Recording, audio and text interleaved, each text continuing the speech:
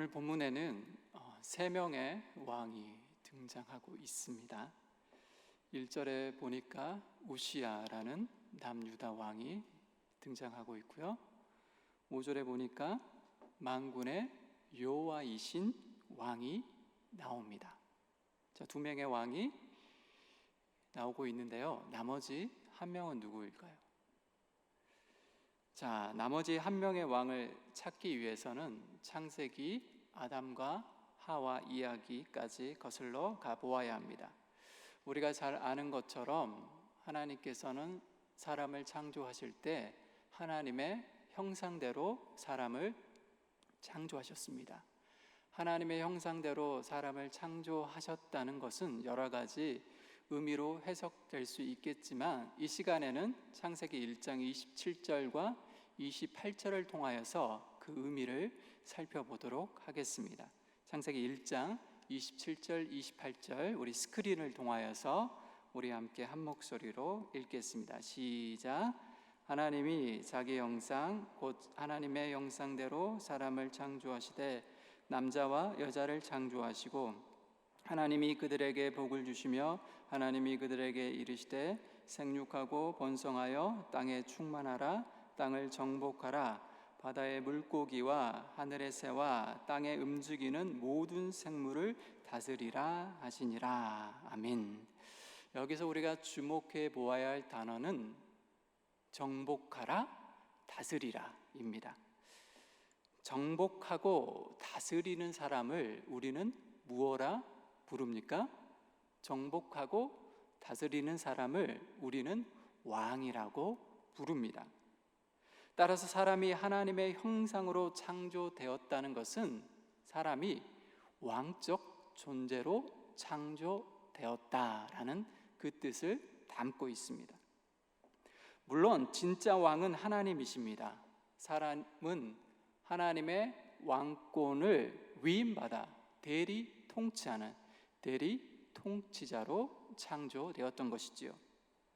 그래서 하나님은 대리 통치자라는 사람의 위치와 본분과 한계를 잊지 말라고 선악을 알게 하는 나무를 동산 가운데에 두셨습니다. 그리고 선악을 알게 하는 나무와 함께 인류 최초의 계명이 아담과 하와에게 주어집니다. 창세기 2장 17절 말씀, 2장 17절 말씀 우리 함께 읽겠습니다. 시작. 선악을 나무의 열매는 먹지 말라. 내가 먹는 날에는 반드시 죽으리라 하시니라. 아멘. 아담과 하와는 동산 가운데에 있는 선악을 알게 하는 나무의 열매를 볼 때마다 분명 이 계명을 떠올렸을 것입니다. 선악을 알게 하는 나무의 열매를 먹지 말라. 내가 그것을 먹는 날에는 반드시 죽으리라 라는 무서운 계명을 떠올렸겠지요. 동시에 내가 왕적 존재로서 창조되었지만 그러나 하나님의 대리 통치자로서 하나님의 명령에 순종해야 되는 존재임을 떠올렸을 것입니다. 계명을 떠올렸겠지만 동시에 내가 대리 통치자로서 하나님의 명령에 순종해야 되는 존재이지 자기의 위치와 한계와 자기의 신분을 동시에 떠올렸을 것입니다. 그렇게 보면 인류 최초의 계명은 아담과 하와의 자유를 억압하거나 제한하기 위함이 아님을 알 수 있습니다. 인류 최초의 계명은 오히려 아담과 하와가 왕적 존재로서 받은 그 복을 계속해서 누릴 수 있도록 하기 위한 하나님의 사랑과 하나님의 은혜와 하나님의 배려가 깊게 새겨진 계명이라는 것이지요. 그런데 아담과 하와는 대리 통치자로서의 그런 인간의 위치와 신분, 그 인간의 위치와 신분에 대해서 만족하지 않은 것 같습니다. 뱀의 유혹에 넘어가 하나님의 자리까지 찬탈하려 했으니 말입니다. 아담과 하와를 유혹했던 여러분, 뱀의 속상임을 이 시간 한번 들어보십시오. 제가 읽어드리겠습니다. 너희가 그것을 먹는 날에는 너희 눈이 밝아져 하나님과 같이 되어 선악을 알 줄 하나님이 아심이니라. 아멘. 뱀은 하나님과 같은 존재가 되고 싶은 아담의 욕망을 건드립니다. 선악을 알아 선악을 스스로 분별하고 싶은 아담과 하와의 욕망을 자극합니다.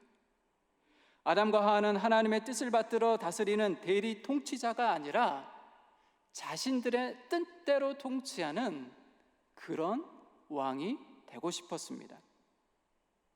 자신들이 스스로 선악을 분별하여 다스리는 왕, 곧 하나님과 맞먹는 그런 존재가 되고 싶었습니다.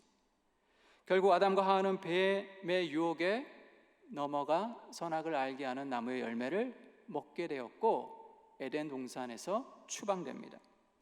여기서 우리가 이런 질문을 던져볼 필요가 있겠습니다. 왜 하나님께서는 인간에게, 사람에게, 아담과 하와에게 선악을 알게 하는, 선악을 분별하게 하는 것을 허락하지 않았을까요? 여러분, 인간이 스스로 선악을 알고 그래서 선악을 분별하며 좋은 것 아니나요? 인간이 스스로 선악을 분별하면 얼마나 좋겠습니까? 그런데 문제는 선악을 분별하는 기준입니다. 불행히도 인간은 자기를 기준 삼아 선과 악을 정의하고 선과 악을 분별합니다. 이를테면 자기 생각, 자기 경험, 자기 지식, 자기 신념, 이런 것들로 바로 기준을 삼아서 선과 악을 정의 내리고 선과 악을 분별한다라는 것이죠. 여러분, 이런 것들이 선악을 분별하는 기준이 되면 어떻게 될까요? 우리는 각자 생각의 깊이가 다르고 지식의 넓이가 다르고 신념의 색깔이 다른데 각자 다른 생각, 다른 경험을 가지고 있는데 그런 것들로 기준 삼아서 선악을 분별하게 되면 여러분, 어떤 일이 벌어질까요? 자기가 기준이 되면 나에겐 분명히 선이 되는데 그것이 다른 사람에게는 악이 될 수도 있습니다. 내가 정의하는 선이 남에게는 도무지 받아들일 수 없는 악이 될 수도 있는 것이죠. 여러분, 자기가 기준이 되어 인간이 선악을 분별하다 보니 이 세상에 어떤 일이 벌어졌습니까? 인류 역사가 말해주듯 이 세상은 갈등과 대립과 반목의 전쟁터가 되고 말았습니다. 인간이 선악을 알게 되고 선악을 정의하게 되고 선과 악을 분별하게 될 때 자기를 기준 삼아 이런 끔찍한 일들이 이 세상 가운데 벌어진 것이죠. 코로나 위기 가운데 세계 곳곳에 이동 제한 조치가 내려졌습니다. 그러다 보니 하루 벌어 하루 먹고 사는 사람들은 굶주림의 위기에 내몰리고 있습니다. 그래서 그들은 코로나 바이러스에 전염될 위험을 감수하더라도 지금 당장 가족을 먹여 살리기 위해서 이동 제한을 뚫고 일거리를 찾아 이동을 해야 합니다. 지난 4월 뉴스에서 나이지리아 한 남성이 이런 자신의 절박한 상황에 대해서 이렇게 표현했습니다. 나는 차라리 기아 바이러스보다는 코로나 바이러스로 죽는 것을 선택하겠습니다.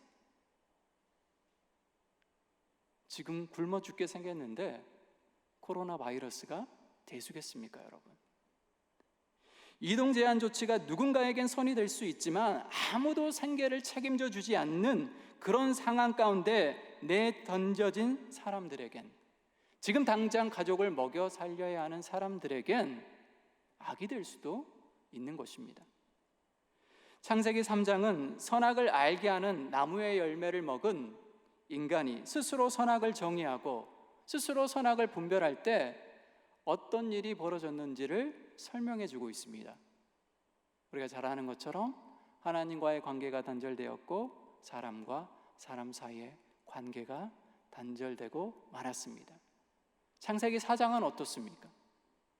인류 최초의 살인사건, 형제살인사건, 그리고 그 이후로 인류는 계속해서 죄악의 역사를 써내려갔습니다. 그러니까 인간이 스스로 자기를 기준 삼아 선과 악을 정의 내리고 선과 악을 분별할 때 여러분, 인류 가운데 펼쳐진 역사는 죄악의 역사였던 것이죠. 특히 사사시대는 인간이 스스로 선악을 정의하고 선악을 분별할 때 벌어질 수 있는 끔찍한 일들을 우리에게 생생하게 전해주고 있습니다. 사사기의 끝자락은 사사시대의 특징을 압축적으로 우리에게 요약해 주고 있습니다.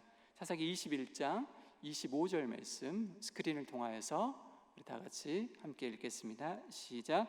그때에 이스라엘에 왕이 없으므로 자기의 소견에 옳은 대로 행하였더라. 아멘. 사사시대는 어떤 시대입니까? 모든 사람이 각각 자기 소견에 옳은 대로 행했던 시대입니다. 각자 스스로가 선악을 정의했고 선악을 분별했고 그것을 토대로 행동했던 시대, 그 시대가 바로 사사시대입니다. 하나님의 뜻이 아닌, 말씀이 아닌 자기가 기준이 되고 자기 생각이 기준이 되고 자기 지식이 기준이 되고 자기 경험이 기준이 되고, 즉 자기 소견이 기준이 되어 살았던 시대, 바로 그 시대가 사사시대입니다. 그 결과는 어떠했습니까? 이스라엘 전체가 도덕적으로, 종교적으로 끝없이 추락했습니다. 아무런 희망도 아무런 길에도 품을 수 없는 영적 암흑기가 도래하고 말았습니다. 그런데 여기서 우리가 놓치지 말아야 할 중요한 표현이 있는데요, 그것은 바로 그때에 이스라엘에 왕이 없었다는 표현입니다. 그때에 이스라엘에 왕이 없었다. 무슨 의미일까요? 여러 가지로 해석될 수 있는데요, 먼저 말 그대로 이스라엘에 다른 나라와 같은 왕이 없었다는 것입니다. 군사 지도자와 같은 강력한 왕이 없었다는 것입니다. 사무엘서 8장 5절에 보면 이스라엘 장로들이 사무엘에게 다음과 같이 인간 왕을 요구하는 장면이 그려져 있습니다. 제가 표준 세번역으로 제가 읽어드리겠습니다. 그들이 사무엘에게 말하였다. 보십시오, 어른께서는 늙으셨고 아드님들은 어른께서 걸어오신 그 길을 따라 살지 않습니다. 그러므로 이제 모든 이방 나라들처럼 우리에게 왕을 세워주셔서 왕이 우리를 다스리게 하여 주십시오. 아멘. 사무엘 시대 이스라엘 백성들이 세우고자 했던 왕, 그 왕의 기준은 다른 이방 나라와 같은 왕, 그런 왕을 이스라엘 백성들은 요구했고 이스라엘 장로들을 통하여서 사무엘에게 그런 왕을 세워줄 것을 요청했던 것입니다. 따라서 그때의 이스라엘에 왕이 없다는 것은 다른 이방 나라와 같은 그런 왕이 없었다는 것입니다. 그런데 여러분, 과연 그때에 왕이 없었습니까? 그렇지 않습니다. 그때에도 분명 왕은 있었습니다. 누구입니까? 바로 하나님입니다. 하나님은 여전히 왕으로서 이스라엘 백성들을 다스렸습니다. 위기 때마다 사사들을 보내주셨고 사사들을 통하여서 위기 속에 놓인 이스라엘 백성들을 구원해 주셨습니다.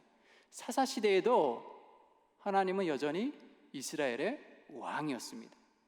이런 관점을 붙들고 다시 그때의 이스라엘의 왕이 없었다는 의미를 다시 한번 생각해 보겠습니다.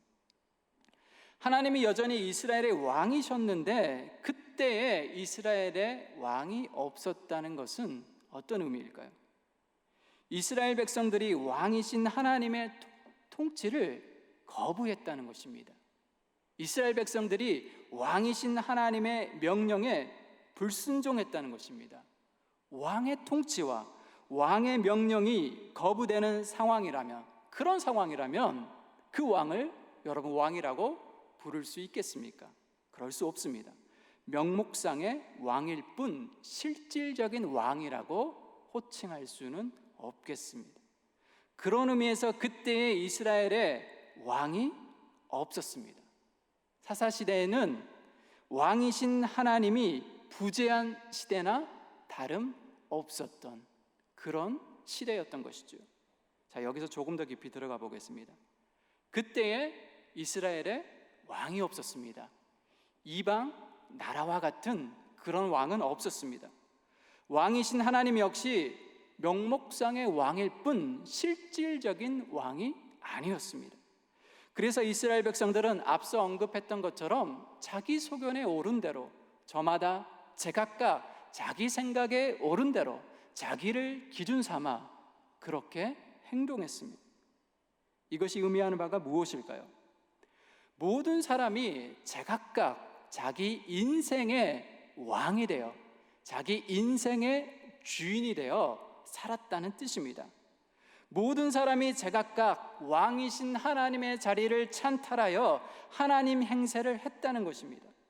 다시 말해서 모든 사람이 자기 소견을 기준 삼아서 자기 자신을 기준 삼아서 선과 악을 정의하고 선과 악을 분별하며 그런 방식으로 왕노릇 했다는 것입니다. 그렇게 보면 여러분, 사사시대는 모든 사람들이 제각각 자기 인생의 왕이 되어 살아갔던 왕들의 시대입니다. 그리고 저마다 왕이 되어 살고자 했던 욕망이 사무엘 시대에 이르러서 왕정 제도로 고차가 되고 왕정 제도로 자리 잡게 되는 것이죠. 자, 이제 본문으로 돌아와 보겠습니다. 이사야 6장 본문에는 왕이 3명 등장하고 있습니다. 1절에 남유다 왕 우시야 왕이 있고요. 5절에 보면 만군의 여호와이신 왕이 있습니다. 나머지 한 사람은 누구일까요? 나머지 한 명의 왕은 누구일까요? 오늘 본문은 우리에게 잘 알려진 본문입니다. 이른바 이사야의 소명 이야기입니다. 오늘 본문은 하나님께서 이사야를 선지자로 부르시는 이야기이지만은 실은 동시에 진짜 왕이 누구인지를 우리에게 가르쳐주고 있는, 선명하게 가르쳐주고 있는 본문입니다. 오늘 본문이 이렇게 시작합니다. 자, 1절 말씀 함께 찾아보겠습니다. 이사야 6장 1절입니다. 1절 말씀 함께 읽어보겠습니다. 시작. 우시야 왕이 죽던 해에 내가 본즉 주께서 높이 들린 보좌에 앉으셨는데 그의 옷자락은 성전에 가득하였고. 아멘.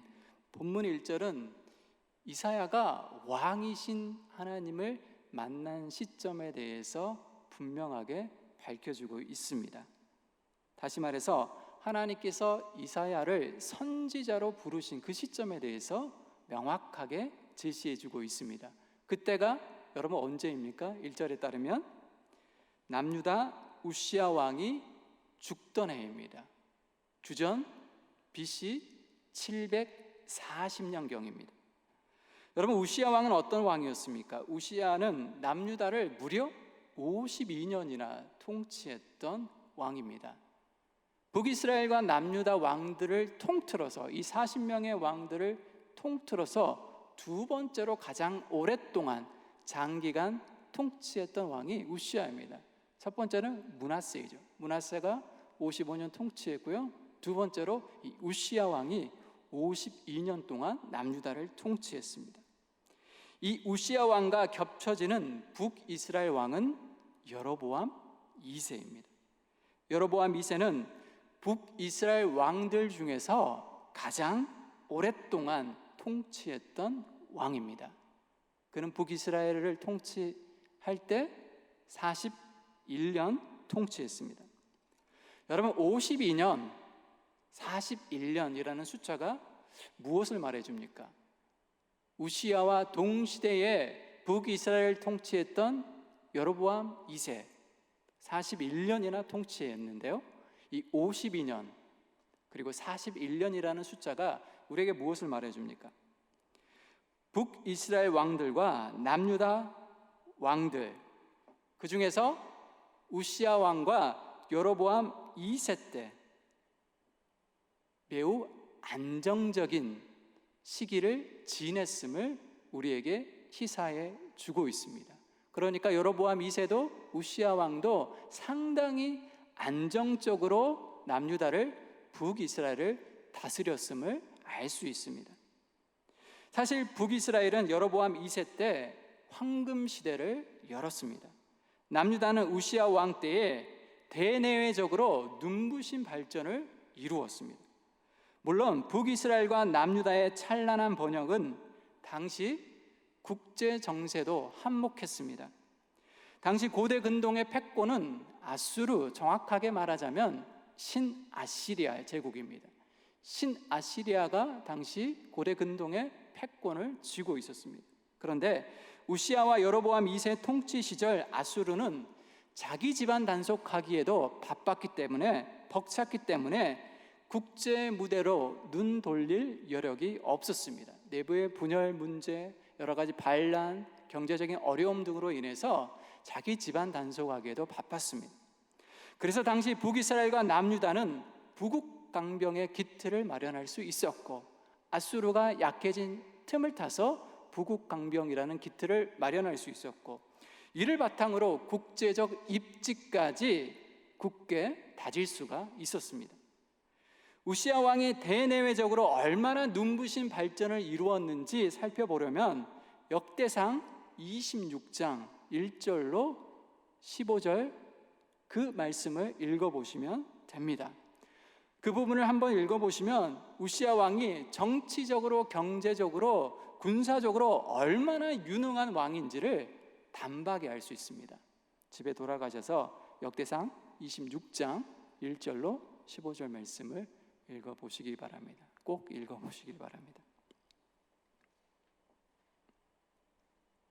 아마 정치적, 경제적, 군사적 관점에서 이 우시야 왕을 평가한다면 다윗과 솔로몬 이래 가장 높은 점수를 받을 수 있는 왕이 바로 이 우시야 왕일 것입니다. 그런데 그런 유능한 우시야 왕이 죽었습니다. 오늘 본문 1절이 우리에게 밝혀주고 있듯이 죽고 말았습니다. 더욱이 얼마 전 아수르의 강력한 새로운 왕이 등극했습니다. 디글랏 빌레셀, 성경에는 불이라는 왕으로도 표기되어 있습니다. 정확하게 말하자면 디글랏 빌레셀 3세가 아수르의 새로운 왕으로 등극했습니다. 아수르를 고대 근동의 패자로 강력하게 부상시킨 왕이 바로 여러분 이 디글랏 빌레셀 3세입니다. 유능한 왕 우시야는 죽었고 남유다를 얼마든지 힘으로 굴복시킬 수 있는 디글랏 빌레셀이 국제 무대에 출연했습니다. 무겁고도 암울한 먹구름이 점차 남유다에 들이우고 있는 상황입니다. 그런데 바로 이 상황을 아주 민감하게 캐치한 사람이 있었습니다.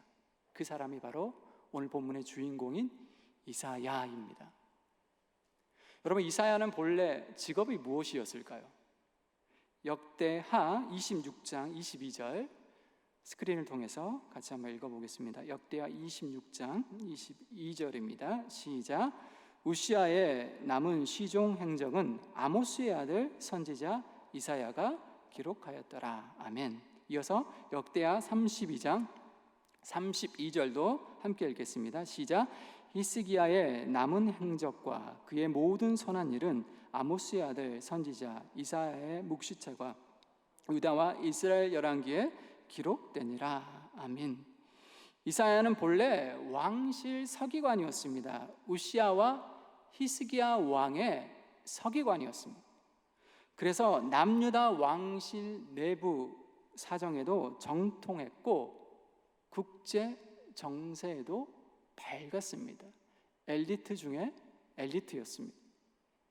이사야는 따라서 우시야가 얼마나 대단한 왕이었는지 누구보다도, 남유다 백성들 중에서 누구보다도 잘 알고 있었습니다. 바로 옆에서 우시야 왕을 보좌했고 우시야 왕의 행적과 치적을 기록했던 사람이니 우시야 왕에 대해서 얼마나 잘 알겠습니까? 또한 얼마 전 아수르의 왕으로 등극한 디글랏 빌레셀 왕이 얼마나 위협적인 인물인지도, 그리고 앞으로 그가 국제 무대에서 어떻게 움직일지도 누구보다도 정확하게 알고 있었습니다. 그러나 이사야는 우시아의 죽음과 함께 남유다에 드리워진 먹구름 속에서 그저 실망하고 그저 좌절하고 있지만은 않았습니다. 그는 우시아 왕의 부재가 가져올 남유다의 암울한 미래에 대해서 누구보다도 잘 알고 있었지만 바로 이 시점에 하나님께서 이사야를 부르셨기 때문입니다. 1절 말씀을 제가 다시 한번 읽겠습니다. 1절입니다. 우시아 왕이 죽던 해에 내가 본즉 주께서 높이 들린 보좌에 앉으셨는데 그의 옷자락은 성전에 가득하였고. 아멘. 누구보다도 우시아 왕을 잘 알고 있었고 누구보다도 앞으로 아수르의 왕이었던 디글랏 빌레셀이 어떻게 국제적인 무대에서 움직일지 알고 있었기 때문에 걱정과 불안과 염려가 앞섰겠지만 그러나 하나님께서는 바로 그때에 이사야 선지자를 찾아오셨습니다. 그리고 이사야는 높이 들린 보좌를 보았습니다. 그런데 그 보좌는 비어있는 보좌가 아니라 하나님이 왕으로 앉아 계신 보좌였습니다. 이사야는 하나님께서 만왕의 왕으로 세상의 왕으로 통치하고 계신 바로 그 장면을 목격했던 것이죠. 그러니까 이사야는 높이 들린 보좌에 앉으셔서 온 세상을 통치하시는 하나님을 본 것입니다. 이사야는 지금까지 인간 왕이 남유다를 통치한다고 생각했는데 그것이 아니었습니다. 남유다를 통치하는 진짜 왕은 하나님이셨습니다. 우시아 왕은 죽었지만 하나님은 여전히 남유다를 통치하고 계셨습니다. 이사야는 지금까지 디글랏 빌레셀과 같은 강력한 왕이 국제 정세의 흐름을 재편한다고 생각했는데 그게 아니었습니다. 국제 정세의 흐름을 주도하시는 분은 높이 들린 보좌에 앉으신 하나님이셨습니다. 하나님은 여전히 온 열방을 주무르시고 계셨습니다. 바로 그 장면을 이사야가 목도한 것입니다. 하나님은 어제나 오늘이나 영원토록 남유다의 왕으로, 아니 온 세상의 왕으로 통치하고 계셨습니다. 이사야가 그토록 신뢰했고 의지했던 우시아 왕이 죽자 진짜 왕이신 하나님께서 바로 이사야가 알아볼 수 있는 그 시선에 하나님이 보이기 시작했던 것입니다. 그런데 여러분, 우리가 진짜 왕을 만나게 되면, 진짜 하나님의 현존 아래 거하게 되면 또 다른 시야가 열리는데요, 그것은 오늘 본문 5절이 잘 증거해주고 있습니다. 5절 말씀 같이 한번 읽겠습니다. 이사야 6장 5절입니다. 함께 읽겠습니다. 시작. 그때에 내가 말하되 화로다, 나여 망하게 되었도다. 나는 입술이 부정한 사람이요, 나는 입술이 부정한 백성 중에 거주하면서 만군의 여호와이신 왕을 배웠음이로다 하였더라. 아멘. 이사야가 만군의 여호와이신 왕을 배울 때 어떤 시야가 열렸습니까? 이사야가 만군의 여호와이신 왕을 배울 때 지금까지 자신이 왕 노릇하며 살아왔던 자신의 죄악을 보게 되었습니다. 내가 내 인생의 왕이 되어 죄악의 역사를 써내려갔던 자신의 지독한 어둠을 본 것입니다. 그가 진짜 왕을 아련했을 때, 진짜 왕을 목도했을 때 자신의 정체를, 자신의 지독한 어둠을, 자신이 이때까지 써내려왔던 죄악의 역사를 끝없이 하나님의 자리를 찬탈하려 했고 끝없이 자기가 자기 인생의 왕이 되어 자기 인생을 주도적으로 살려 했던 자신의 제약된 모습을 본 것입니다. 진짜 왕이 있음에도 불구하고 왕 노릇했던 자기 자신의 실상을 본 것입니다. 그래서 이사야는 만군의 여호와이신 왕을 뵙고서 화로다 나여 망하게 되었도다. 나는 이제 정말 죽게 되었구나. 그렇게 외치지 않을 수가 없었습니다. 자, 이제 본문에 3명의 왕이 나오는데 나머지 한 명이 누구입니까? 바로 이사야 자신입니다. 물론 본문에는 이사야라는 이름이 나오지 않지만 우리는 본문의 주인공이 이사야라는 사실을 알고 있고, 바로 우리는 이사야를 통하여서 바로 또 한 명의 왕이 이사야임을 알 수가 있습니다. 만군의 여호와이신 왕을 뵙기 전까지 왕 행세하며 부정한 역사를 써내려갔던 바로 이사야가 나머지 또 한 명의 왕이었던 것입니다. 그런데 여러분, 스스로 왕이 되어 왕 노릇했던 인간의 역사는 줄기차게 지금까지 우리의 삶의 자리에까지 이어지고 있음을 알고 계십니까? 아담과 하와만 하나님의 자리를, 왕의 자리를 찬탈하려고 시도하는 것이 아닙니다. 아담과 하와만 하나님처럼 왕 노릇하고 싶은 욕망을 품은 것이 아닙니다. 사사시대를 살았던 이스라엘 백성만 저마다 각각 자기 인생의 왕이 되어 자기 소견에 오를 대로 행했던 것이 아닙니다. 이사야만 왕 행세를 하며 부정한 삶의 역사를 써내려갔던 것이 아닙니다. 오늘 우리 역시 하나님의 자리를 호시탐탐 노리고 있지 않습니까? 왕 되신 하나님을 내 인생의 보좌에서 끌어내리고 내가 왕이 되어 내가 주도하는 그런 인생을 우리 역시 꿈꾸고 있지 않습니까? 우리는 왕 되신 하나님의 명령임에도 불구하고 자주, 그리고 고의적으로 불순종하고 있지 않습니까?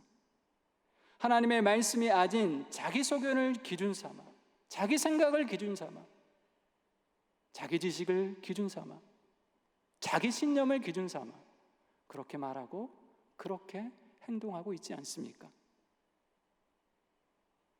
우시야 왕의 죽음으로 인해 남유다의 미래에 암울한 먹구름이 드리워졌듯이 오늘날 코로나 바이러스의 확산으로 인해 우리의 삶의 자리에도 암울한 먹구름이 드리워져 있습니다.